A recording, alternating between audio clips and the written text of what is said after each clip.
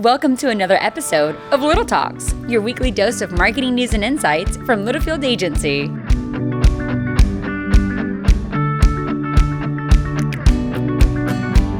Welcome back to our second to last episode of Little Talks with Littlefield Agency for 2023. For 2023, right. Yeah, season two's wrapping up. You know, you remember the days of like Laguna Beach in the hills? Was that your era? It was not. I just remember it's like, before Netflix, where you'd build up to the season finale, you didn't want it to end. I don't want this to end, which is why we're going to season 3, baby. Yeah. And and everybody, because it was live, everybody gathered around. It was an appointment. You had to be Thursday night at 7, whatever it was, to watch the finale. So this is interesting. Matthew's new favorite show is Paw Patrol. Okay. Paw Patrol is not on Netflix, Disney, etc. It's on YouTube TV. What happens on YouTube TV? Commercials. Oh. So the other day he's watching Paw Patrol and a commercial comes. He goes, "Daddy, Paw Patrol, where'd it go?" And I was like, "Hey, buddy, this is called a commercial. And also, welcome to your mother and I's life." He was so. He'll start blaming you for these later. He's kind of understanding it now, but it was a real dose of reality. I was like, wow, this kid's got it good, man. Yeah. It's wild to think about. Carrie and I have this all the time. We're like, remember when we used to do this? I go, well, that was 25 years ago. I heard something on the radio yesterday because I'm listening to a Christmas station in the car that only plays Christmas music with one interrupted per hour commercial. Is this a Spotify channel? Or? No. It's literally on FM radio, 100.9 FM. It's great. Oh, okay. Anyway, this lady was like, "Hey, what happens one day when we're all being nostalgic and talking about, remember the days when we had iPhones?" It really got me thinking. I was like, wow, that's a weird, like when our kids are going to think that this is outdated. I just saw. It's kind of a wild thought. I just saw today, someone posted in Threads, it's a technology nostalgia channel. And they posted a picture of iTunes version 2, and it looked like something from 1971. What year was it? 2002. And it looked so old. Just 20 years. It's I know. Kind of crazy. And I was like, man, I kind of remember being like, oh, man, look at all these lists of songs. I can put them in any order I want. And then you look at it now, and you're like, this is embarrassingly That's insane. trite. It's literally crazy. Well, hey, welcome back to Tulsa, buddy. Roop was in Moundridge with Julie and Brock and the Grasshopper team yesterday. Yep. And we actually have Ditch Witch here today for our end-of-year holiday gathering. We're really excited. I think Sean Hubbard's about to walk off the elevator. Maybe he says hello to our guests. So Brandon, keep a lookout. Maybe wave him down. Thumbs up from Brandon. And then really the big thing we've got. Are you traveling again next week? Or are you done? No, tomorrow. You're in. Brock and Reynolds and I are going to Perry. You go to Perry. Yeah. That's right. Tara and I are celebrating our 5-year wedding anniversary on Friday.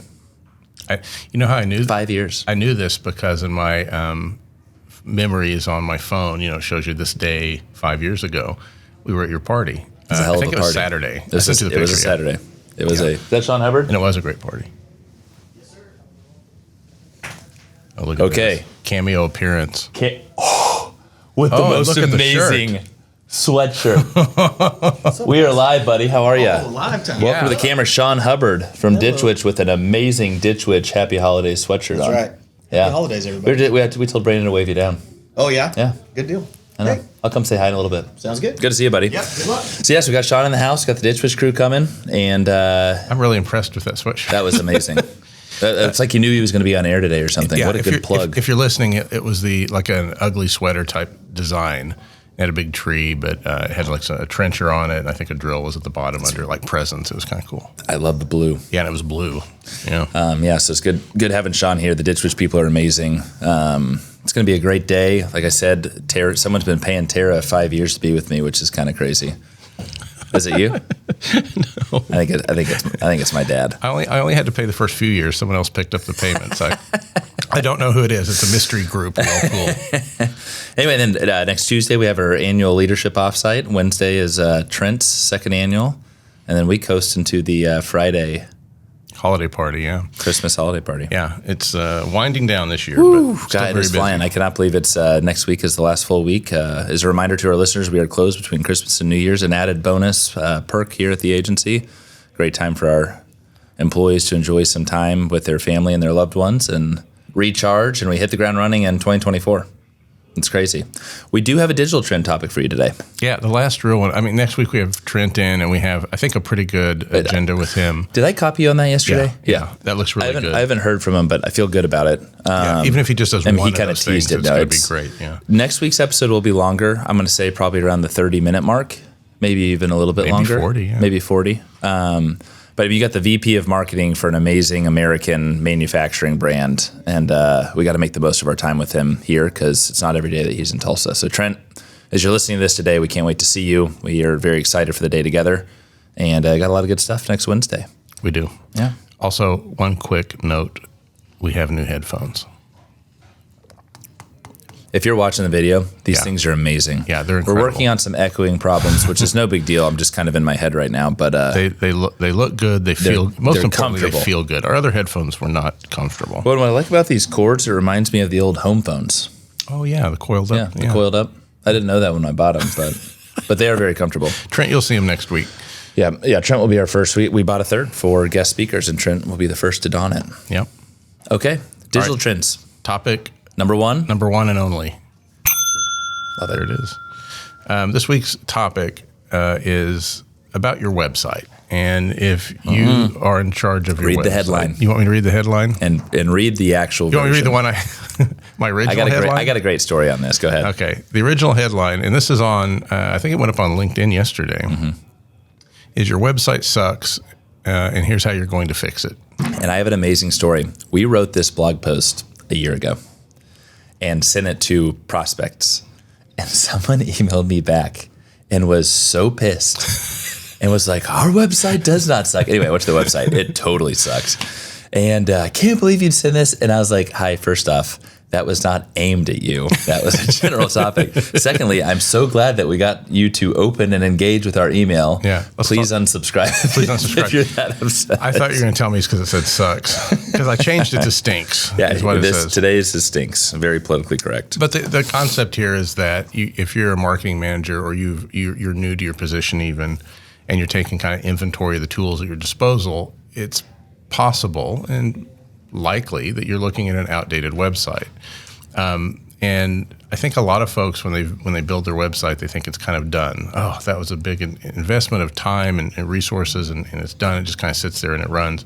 But it's like one of the most important tools you have in your arsenal, and it needs love. It needs to be. It's like a garden. It needs Totally. to be watered every so often, and the weeds need pulled, and sometimes you need to tear the whole thing down and start over. When I think about it too, it's the front of your home, right? It's literally called your home page. Yeah. You don't want your house to look crappy on the outside. No. Sure as heck don't want it to look bad on the inside. No, you got to live there. You got to live there. So we thought we'd just kind of go over some things about how you're going to fix your website. And this is by no means a comprehensive list or exhaustive in its detail, but you can read more about it on the blog at the site under our POV section.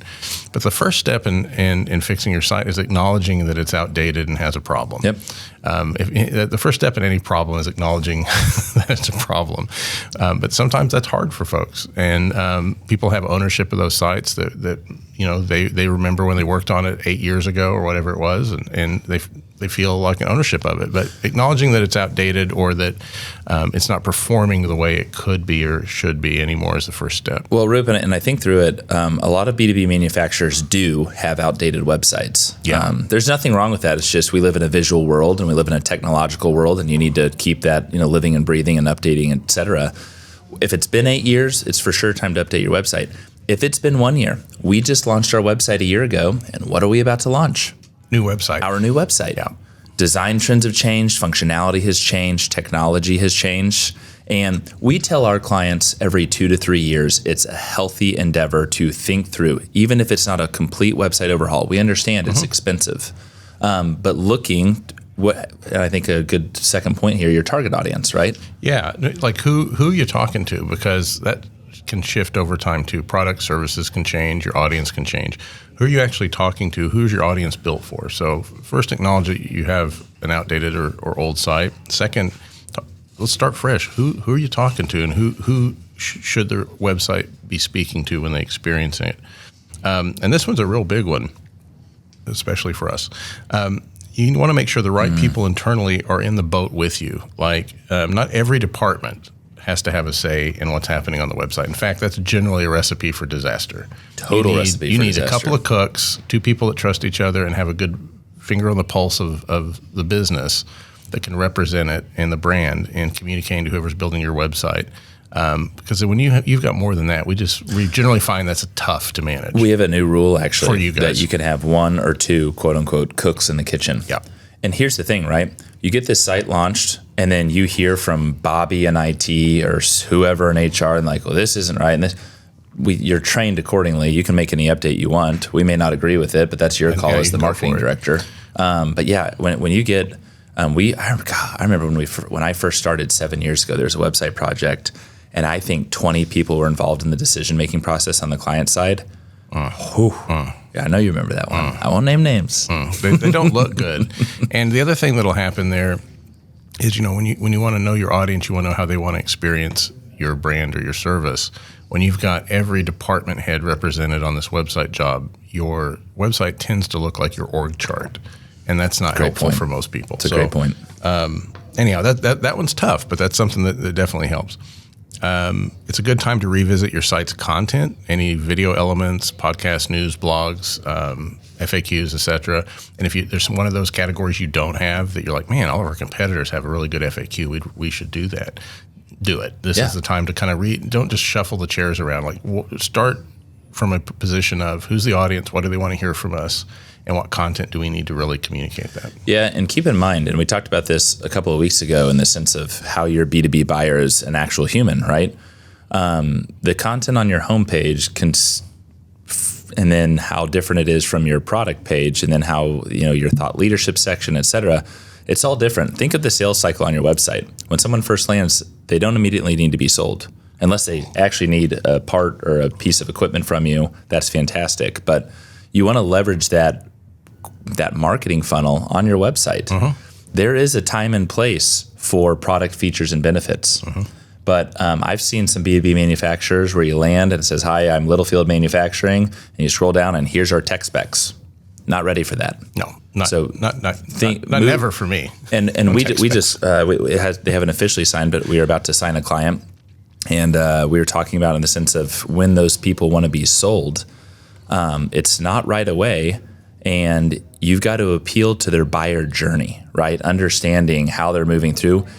They might land on your site. They might take a look at a few pages, and they might bounce. They may not be sold. They may not be ready. They don't have that pain point. Yeah. Which is the beauty of a CRM, which talk to us about integrating that. Oh, look at Sam transitioning, setting it up for the next bullet point. Yeah. So if your site's particularly old, maybe more than 8 or 9 years, and you haven't already integrated one, it might be time to investigate or look into, is a CRM going to be the right solution for you? Something like a Salesforce or a HubSpot that can help you in the modern age better keep track of your visitors to your site, your potential leads, where they are in the sales cycle, what activities they're doing, not doing.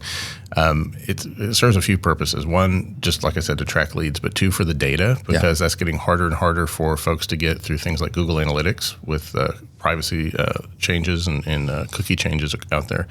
So it's a good time to kind of think about that, and it can influence a little bit on how your site's built and how it's architected. If I know, or whoever's building it for you knows ahead of time that, you have a CRM component to it. Totally.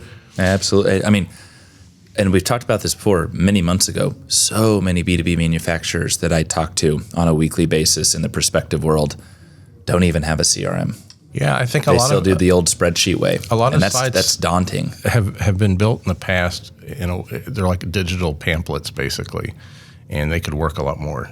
Oh my gosh! So 100%. So that's the way to go there. And then the last thing you want to always kind of think about, and this is mostly post-site, but you should be thinking about it as you're building or re-architecting your site, is how are people going to know it's out there?